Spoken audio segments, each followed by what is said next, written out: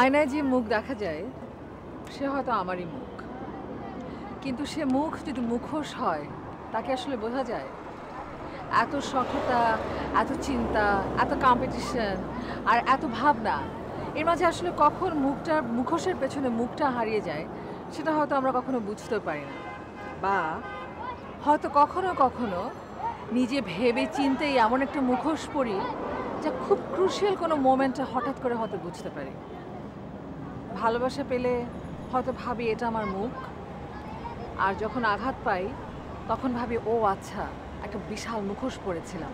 জীবনের কম্পিটিশন, শঠতা, ইচ্ছা, বেদনা, চেপে থাকা সকল কি বলবো, লোভ, সংশয়, সকল কিছুর চাপে কখন যেন মুখটা মুখোশের আড়ালে চলে যায়।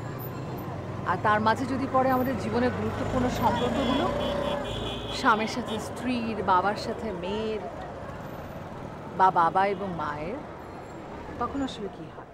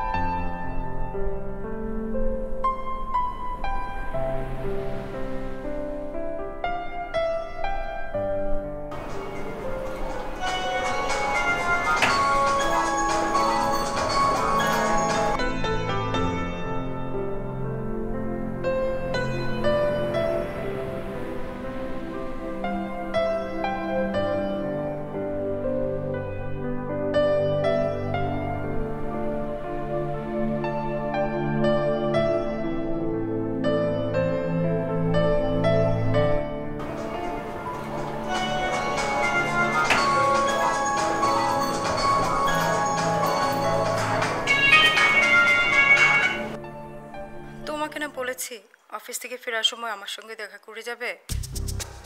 কি হয়েছে তোমার?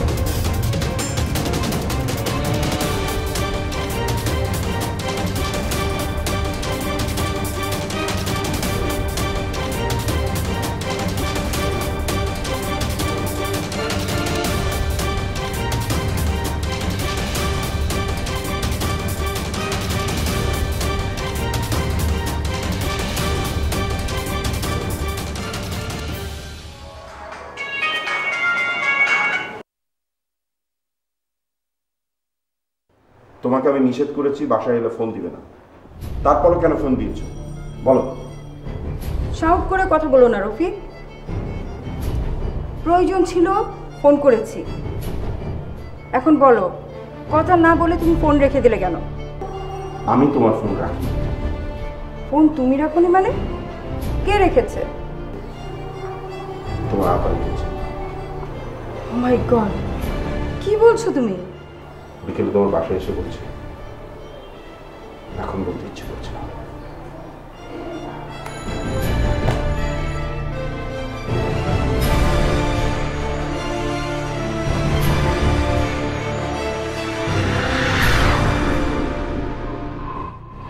বুবু বাসা ছেড়ে চলে গেছে, ভাবতে আমার গা ভার হয়ে আসছে। যদি বুবু কাউকে বলে দেয়? না, তা বলবে না। আমি ভাবছি আমার কথা। রফিক, তোমার শূন্যতা আমি সহ্য করতে পারবো না। তুমি যাই বলো, আমাকে কিন্তু তোমার সময় দিতেই হবে। পরিস্থিতি অ্যালাউ করছে না, কয়েকটা দিন সামনে চলতে হবে। আমি তোমাকে ছাড়া বাঁচবো না রফিক। স্বামী মারা যাবার পরে একরকম ছিলাম, কিন্তু এখন আর নিজেকে একা ভাবতে পারি না। মাঝে মাঝে এত লোনলি মনে হয়। তখন তখন আত্মহত্যা করতে ইচ্ছে করে। কি পাগলের মতো কথা বলছো? আজকে তোমার পাগলামির জন্য এই অবস্থা। আচ্ছা, তুমি কি চাও বলো তো? তোমাকে, মানে? তোমার ছায়া চাই, আর কিচ্ছু না। যদি কোনো অঘটন ঘটে, এর জন্য দায়ী তুমি থাকবে।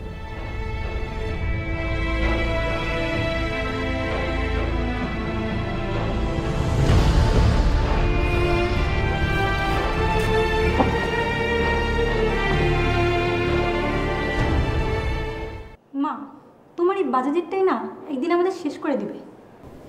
তবুও তোর বাবার ঘরে ফিরে যাব না। মা, একটা কথা বলবে? বাবার উপর এতটা রেগে যাওয়ার কারণটা কি? সে কথা আমি বলতে পারবো না। শুধু জেনে রাখ, ওই মানুষটার সাথে একসাথে থাকা সম্ভব না। এমন করে আর কতটা দিন মামার বাসায় থাকবে? সারা জীবন। তুমি কি জানো বাবা কতটা বদলে গেছে? কতটা টেনশনে থাকে বাবা, কেমন যেন হয়ে গেছে। অফিস থেকে এসে শুধু টিভি নিয়ে পড়ে থাকে। তুই ফোন রাখ।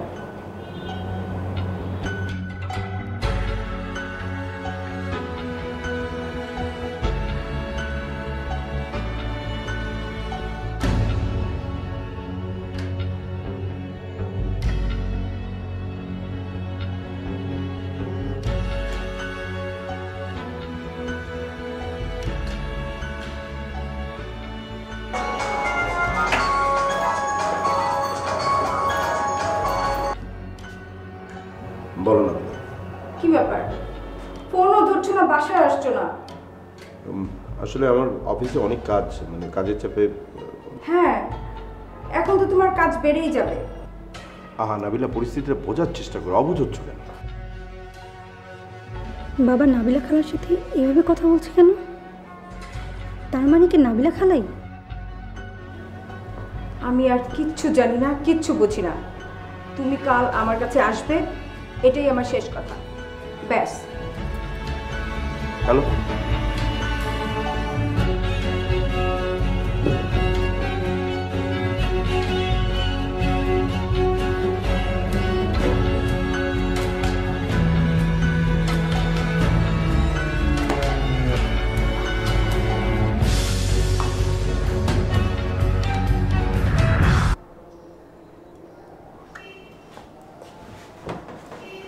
সরি নাবিলা, আমি আর পারছি না। প্লিজ আমাকে আর পেন দিও না। তাহলে ভালোবাসলে কেন? এভাবে মায়ায় জড়ালে কেন? আমি তো ভালোই ছিলাম। তুমি বোঝার চেষ্টা করো, আমাদের সন্তান আছে। তাছাড়া সালমা তোমার কাজিন, তুমি একই পরিবারের সদস্য। উন্মাদের মতো করো না, আমাদের আর ভুল করা যাবে না। তাহলে বিয়ে করো। কি বিয়ে? আচ্ছা, আচ্ছা তুমি সত্যিই কি পাগল হয়ে গেলে? হ্যাঁ, আমি পাগল হয়ে গেছি, আমি উন্মাদ হয়ে গেছি। এখন কবে বিয়ে করবে সেটা বলো, তা না হলে আমি কি করব? কি করবে? কি করবে? Speak out. কি করবে?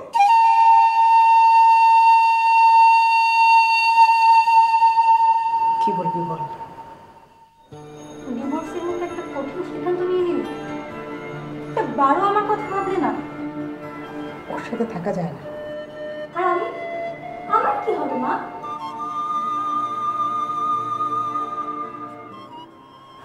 জানি না। ভেবে বলছো? তুই জানিস না ও? নাবিলা, আমি জানি মা। তাই বলে নাবিলার সাথে? তুমি যা করছো এটা কি ঠিক? বাবার হয়তো ভুল হয়েছে, তোমারও তো ভুল হয়েছে মা। ভুল? হ্যাঁ মা, ফুপুর বিপদে বাবা কিছু টাকা দিয়ে সাহায্য করার পর তুমি বাবার সাথে বাজে বিহেভ করেছো। ঝগড়া করে সবসময় মানসিক চাপের মধ্যে রেখে দুজন স্বাভাবিক জীবন থেকে দূরে সরে গেছো মা। মা, নাবিলা খালার হাজবেন্ড হঠাৎ গাড়ি অ্যাক্সিডেন্টে মারা যাওয়ার পর তুমি কিন্তু বাবাকে নাবিলা খালার খোঁজ নিতে বলেছো। দুজনে মনের দিক থেকে একা ছিল। ও আমার ফুফাতো বোন, বড় বোন হিসাবে আমি আমার দায়িত্ব পালন করেছি, তাই বলে ও। মা, আমি সাইকোলজি স্টুডেন্ট, আমি বুঝি এখানে তোমরা পরিস্থিতি শিকার। খালাকে যতটুকু বুঝি, খালুর শূন্যতাই হয়তো। ওকে, আমি খালার সাথে কথা বলবো। ওর কাছে গিয়ে তুই কি করবি? দেখি।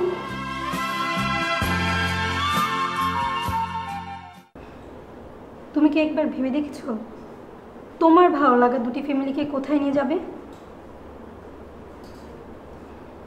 তোমার শৈবাল আমি কখনো সমাজে মাথা উঁচু করে দাঁড়াতে পারবো না। এটা কি জানো? এটা হচ্ছে তোমার বোন মানে আমার মায়ের ডিভোর্স পেপার, যেটা এখনো বাবা জানে না। বুঝলাম আবেগের বশে খালুর শূন্য স্থানে তুমি আমার বাবাকে সেই স্থানটি দিয়ে ফেলেছো, কিন্তু তুমিই বলো তুমি আমার বাবাকে বিয়ে করে সুখী হতে পারবে?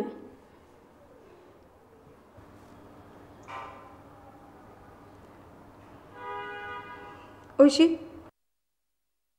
তুই এখন যা, তোর সাথে আমার একটু কথা বলতে ইচ্ছে করছে না।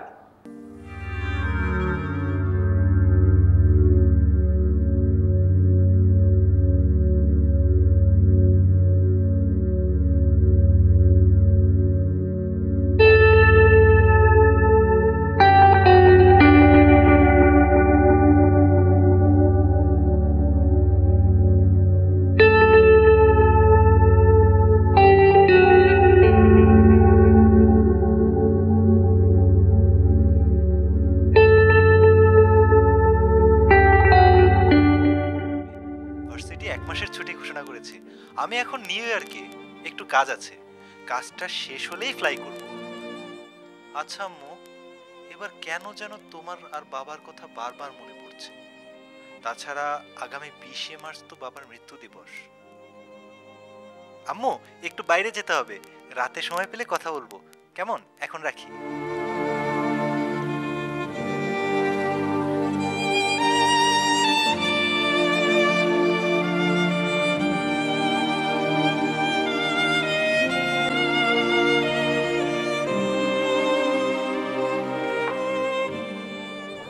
বাবা, বাবা, যা।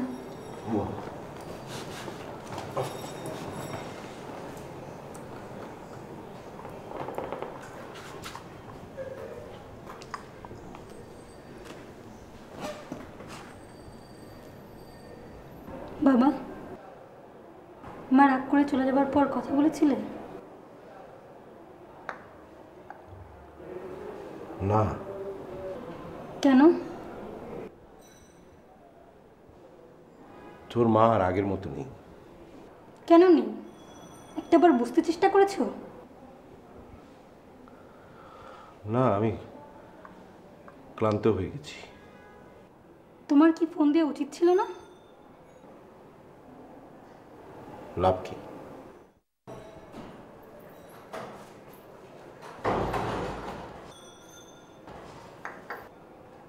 মা, তুমি?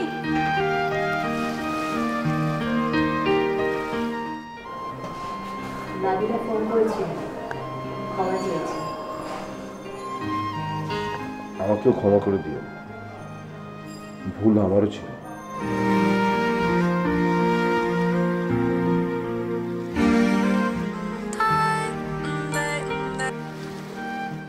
হ্যাঁ নাবিলা, আপা তুই দুলাভাইকে ক্ষমা করে দে। ক্ষমা করে দিয়েই তো তোর দুলাভাইয়ের সামনে দাঁড়িয়ে আছে। কথা বলবি?